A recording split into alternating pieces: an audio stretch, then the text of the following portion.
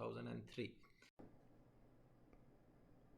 Now, in our earlier lecture, we had seen how a Josephson junction behaves in a magnetic field.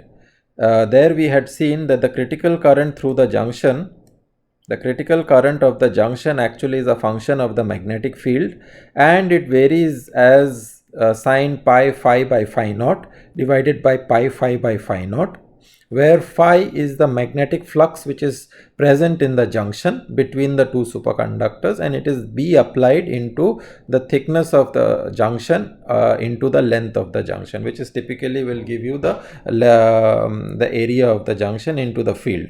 Okay. And because this is a very small quantity, because D and L are typically very small, D is of the order of few nanometers, okay, and L is also maybe of the order of maximum a micron or so, this quantity, this flux which is present in the junction is a very small, so it changes very slowly as a function of magnetic field. Okay, but nonetheless what is important to see is that as you vary the applied magnetic field, because of the contribution of the flux which is present in the junction, your critical current will vary. Okay, so this we have learned from the earlier lecture. Now, if you use two such junctions, you can actually make something very interesting, which is called as a superconducting quantum interference device. The spelling is SQUID, SQUID. It's not the animal squid, but it is called the superconducting quantum interference device. So what is this device? This is actually made by using two Josephson junctions. Okay, so let me draw the device first.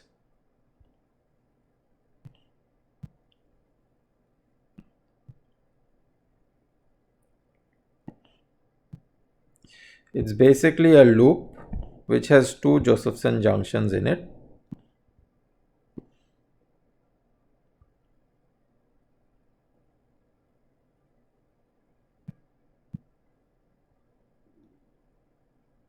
I'm exaggerating it, the size and everything, but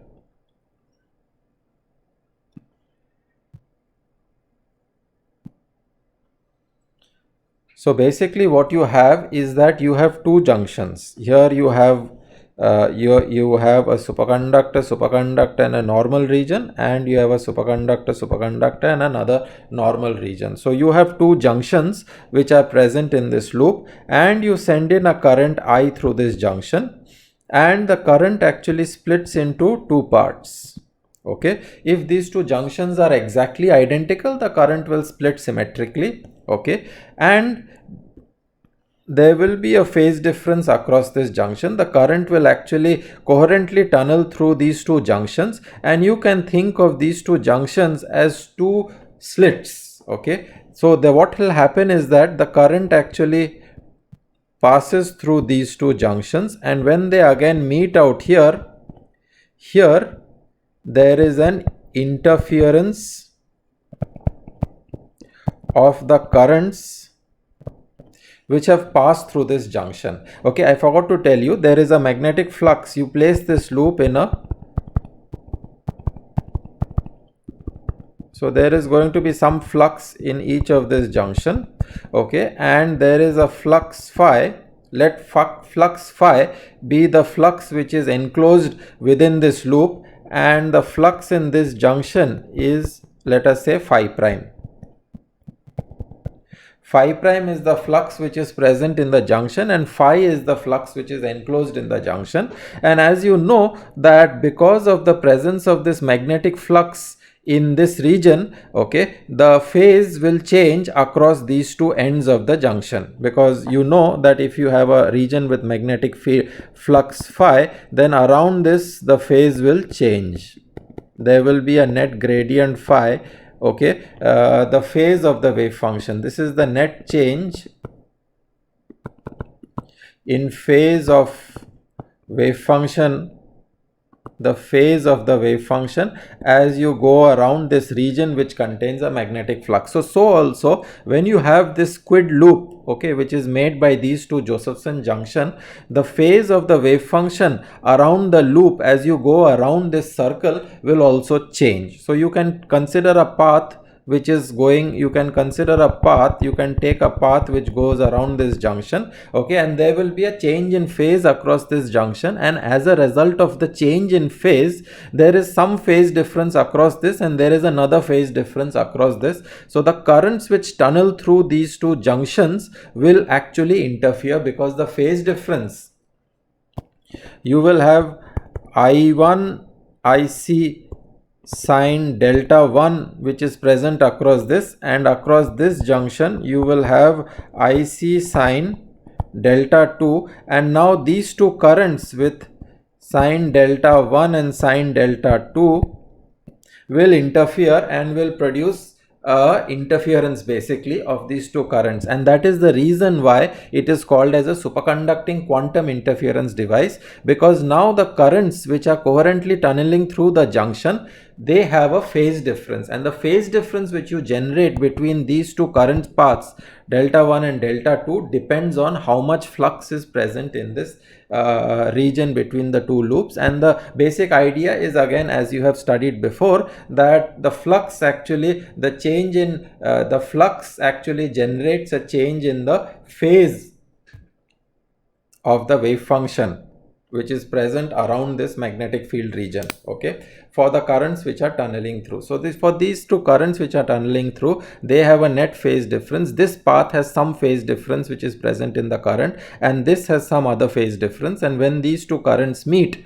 to generate the net current, then the net current will have an interference, because these two currents have a different phase difference between them. One is IC sine delta 1, and so the net current I which is present here, the I total, this is I total, this total current will be IC sine delta 1 plus IC sine delta 2, and where these delta 1 delta 2 will depend on how much flux is present in this region.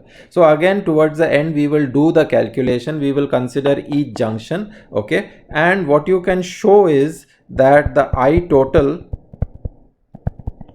is going to be ICB, okay, where B is the magnetic field which is applied, this is B applied, whatever is the applied field, this is B applied, which is giving you the flux phi, is going to be cos of pi phi by phi 0. So the total current will modulate as a function of phi, where phi is the magnetic flux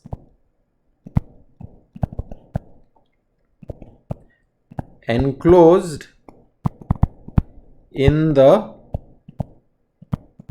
squid loop. If loop has a radius r, then typically phi is of the order of B applied into pi r square, okay. And what is ICB? So this flux is how much is the magnetic flux which is enclosed in the loop. Earlier, remember that the flux which was present when you had a single junction, the flux, it was, the current was depending on the flux only which is present in this junction, and it was a very small quantity because the junction width and lengths are very small. But now you can have a reasonably large squid loop which is sensitive to the flux which is present inside that loop. So this phi can be a significant value. This phi is now a significant value,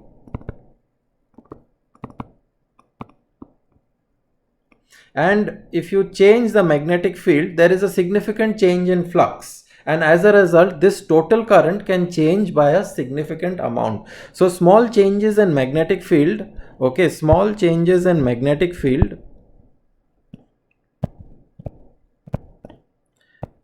become, the system is sensitive to very small changes in magnetic field. The squid is sensitive to small changes in B applied, because the flux is now B applied into pi r square. It is a pretty large value, okay, and this contribution causes fast rapid changes in the flux pi phi by phi naught and cos of that. So there is very fast, it changes very rapidly. Okay, and what is ICB in this expression? The ICB in this expression is the change in critical current, and this is governed by the flux in the junction.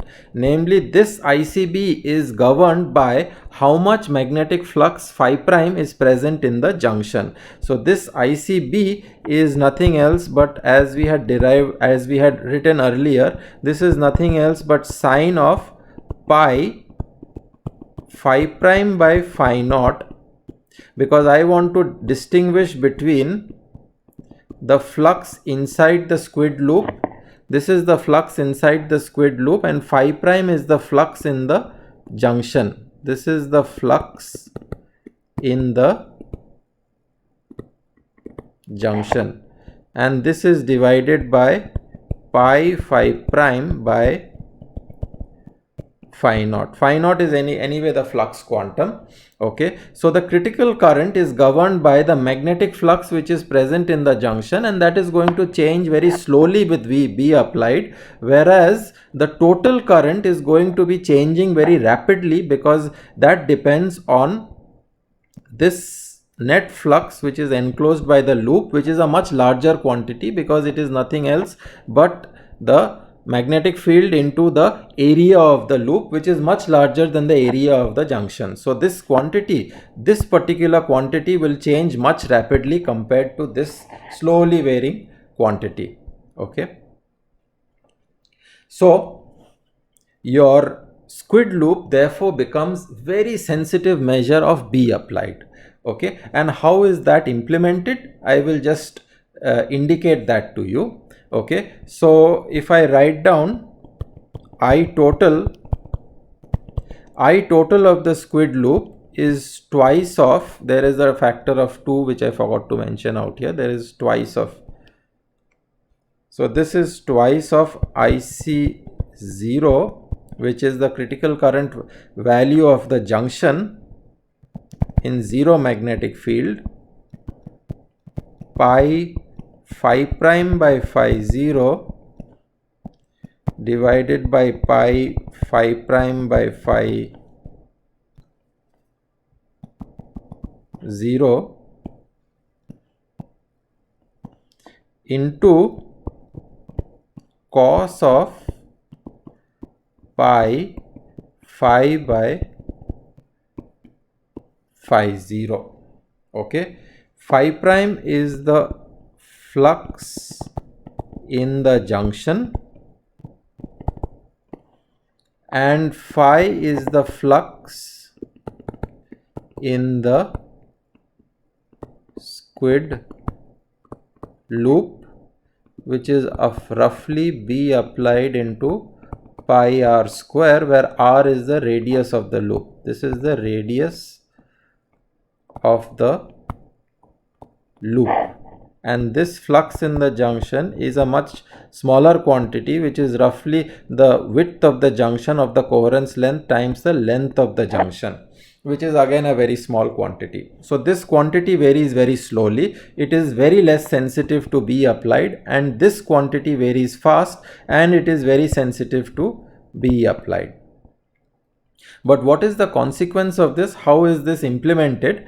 So the basic way how you implement this is, okay, so let me first draw how typically squid loops are drawn. A simplified model of the squid loop is, a simplified diagram of the squid loop is, this is current in, this is current out, this is the total current which comes out, and the total current, and here you have a flux phi which is present.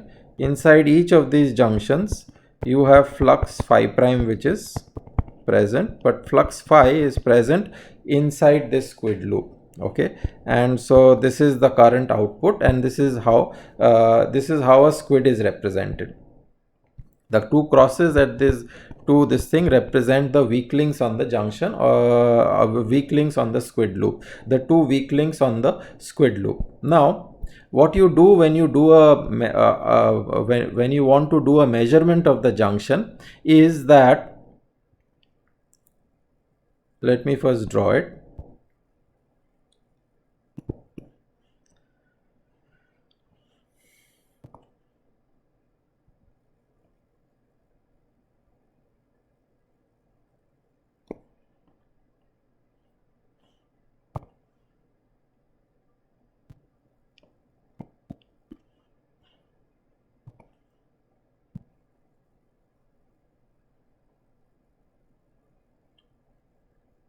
So I am exaggerating the graphs, but the black curve is the IC0. This is the IC0, and the blue curve is the curve because of shifting of, because of the flux in the junction. This is ICB applied. Okay, so because of ICB applied, this graph, your IV graph of the Josephson junction, this is current, this is voltage, the IV graph of the Josephson junction shifts slightly as you vary the B applied, and the black curve is the IV graph of the Josephson junction for zero applied field.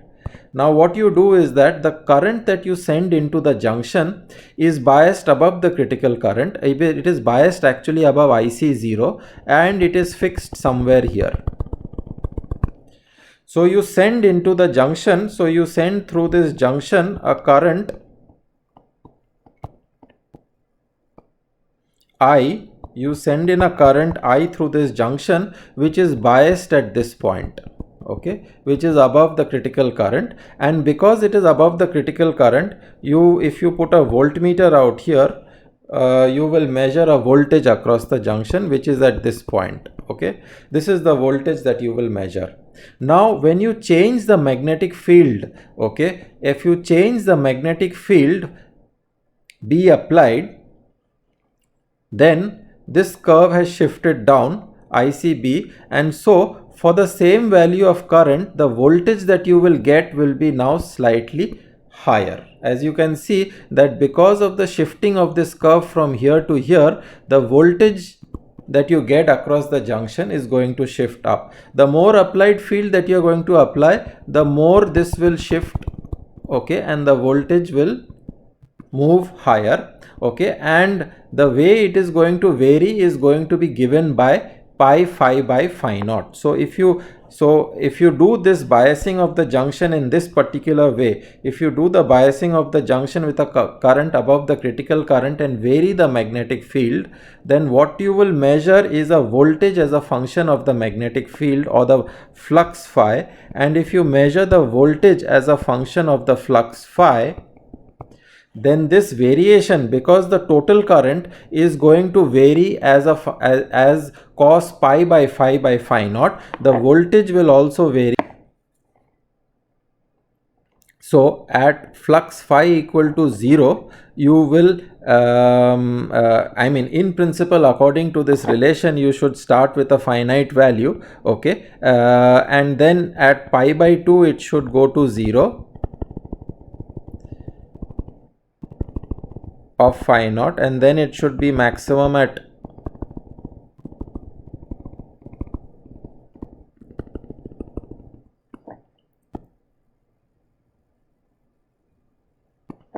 so for flux phi equal to 0, this is the starting value. So you will have a finite value at phi equal to 0. So for no magnetic field applied to the system, there is a finite starting value. Okay, for phi equal to pi by 2 of phi naught, so for flux phi equal to phi naught by 2, half of the flux quantum phi naught by 2, this current will go to 0. Okay, and when you go to a value of phi naught, a flux phi naught, okay, a value of phi naught, then it will become maximum, and then again it will become minimum, and you will get these oscillations in the voltage because the critical current is also shifting, okay, and these oscillations in voltage are in multiples of the period of oscillation of the voltage is of the order of the flux quantum phi naught. okay, where phi naught is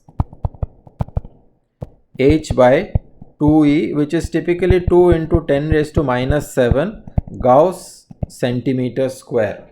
Okay, so even if you have a squid loop, okay, if you have a squid loop of area, if the area of the squid loop, which is pi r square, is of the order of say 1 centimeter square, then the magnetic field that you can detect, okay, through this sort of an oscillation is phi naught divided by 1 centimeter square, which is roughly 2 into 10 raised to minus 7 Gauss. Okay, so you can detect such low magnetic fields. In fact, this would be, if you write it in Tesla, it would be 10 raised to minus 11 Tesla. Ridiculously small. It is so sensitive. The squid is such a sensitive device that you can detect fields down to of the order of 10 raised to minus 11 Tesla by using this squid loop. From this sort of a periodic oscillation, the oscillation of the voltage that you see here is, his period is of the order of phi naught, and from this period you know that you have the change in the flux that you have generated is of the order of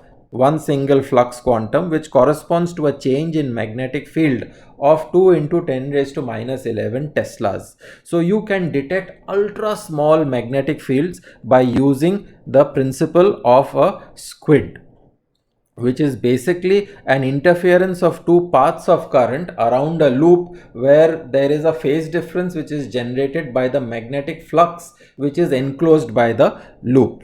Okay, and this therefore becomes an extremely useful device. Now here, if you see that phi is the flux in the loop, okay, now for a Josephson junction typically, so these are some other technical details.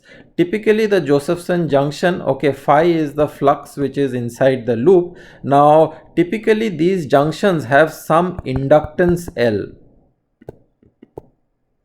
These squid loops, the squid loops have their own inductance L, so the flux phi is of course the applied magnetic field flux plus L into I, the current which is flowing in the junction. If L is the inductance of the junction, let me write it as L cross to represent the inductance of this junction, then the net flux phi is the phi applied, which is B applied into pi r square, and this is the inherent flux of this loop type of a device, which is L, the inductance into the current I.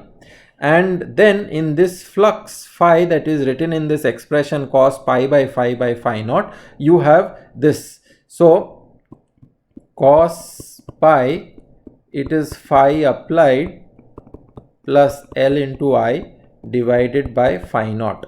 This, your total current will be proportional to this quantity, and you can always tune your L into I such that if you want, you can, this L into I could be such that L into I by phi naught could be equal to pi by 2, okay, and if that is equal to pi by 2, then I total would be proportional to cos of pi phi applied by phi naught plus pi by 2, okay, where this is the contribution which is coming from the intrinsic inductance of the junction. Okay, the intrinsic inductance of the junction is this, okay, and then you can see that phi applied by phi naught, if it is equal to pi, if phi applied by phi naught is equal to half, then you will have pi by 2 plus pi by 2, and then you will get a maxima. So you can change from this sort of a behavior to having a behavior where the voltage as a function of phi will become maximum at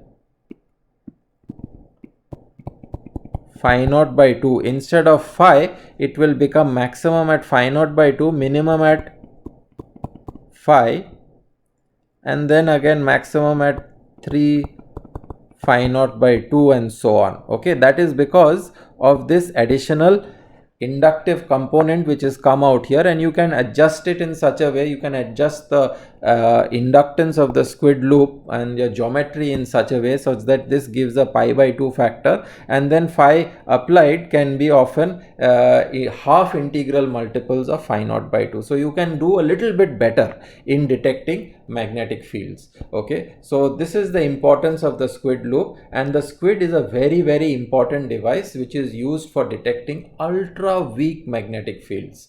Okay, and this same squid loop is also, this such Josephson junctions that we have studied is now currently employed in quantum computers, in designs of quantum computers and quantum circuits. These Josephson junctions play a very important role in doing quantum computations. So this is one particular device that you can make out of superconductors which has immense applications for detecting ultra small magnetic fields, ultra weak magnetic fields, and also for various applications which involve quantum computation.